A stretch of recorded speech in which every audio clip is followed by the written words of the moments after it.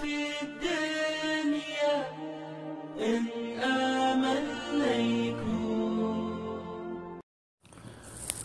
আমাদের আরেক ভাই প্রশ্ন করেছেন, কোনো যুবক জেনা করলে তার জন্য ইসলামে 100 বেত্রাঘাতের বিধান রয়েছে, শাস্তি রয়েছে।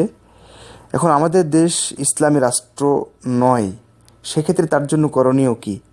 সে তওবা করলে কি তার গুনাহ মাফ হয়ে যাবে, নাকি তার জন্য অন্য কোনো শাস্তির বিধান আছে? জেনা কাবিরা গুনাহ, বড় গুনাহ। ইসলাম শুধু নয়, সব ধর্মে জেনা হারাম।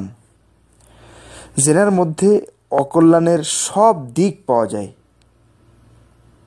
ইসলামের দৃষ্টিতে জেনাকারের জন্য ইহকাল পরকাল উভয় জীবনে কঠোর শাস্তির বিধান রয়েছে।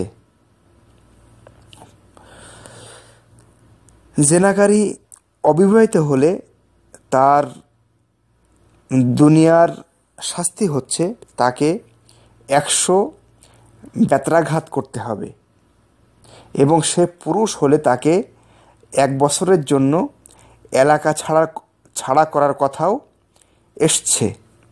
পক্ষান্তরে জেনাকারী বিবাহিত হলে এবং স্ত্রীর সাথে তার মিলন হয়ে থাকলে, সহবাস হয়ে থাকলে তাকে পাথর নিক্ষেপে হত্যা করতে হবে। এক্ষেত্রে নারী পুরুষের বিধান একই। জেনার দুনিয়াবি এই শাস্তি বাস্তবায়ন করা সরকারের কাজ। এর আগেও আমরা একটি প্রশ্নের জবাবে বলেছিলাম, এটা কোনো ব্যক্তি বা সমাজ বাস্তবায়ন করতে পারবে না।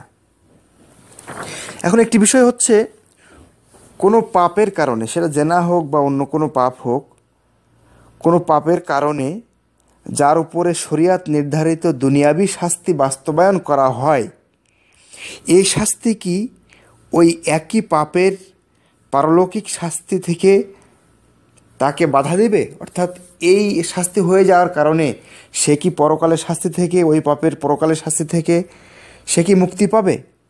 এক্ষেত্রে মতভেদ থাকলেও অগ্রাধিকারযোগ্য মত হচ্ছে তাকে পরকালে আর ওই পাপের শাস্তি দেওয়া হবে না। কিন্তু এখন সরকার বাস্তবায়ন না করার কারণে বা অন্য কোনো কারণে যদি কারো দুনিয়াবি শাস্তি না হয়, তাহলে তার করণীয় কি? তাকে খাঁটি তওবা করতে হবে আল্লাহর কাছে, আল্লাহর কাছে অনুতপ্ত হতে হবে, আল্লাহর কাছে ক্ষমা চাইতে হবে।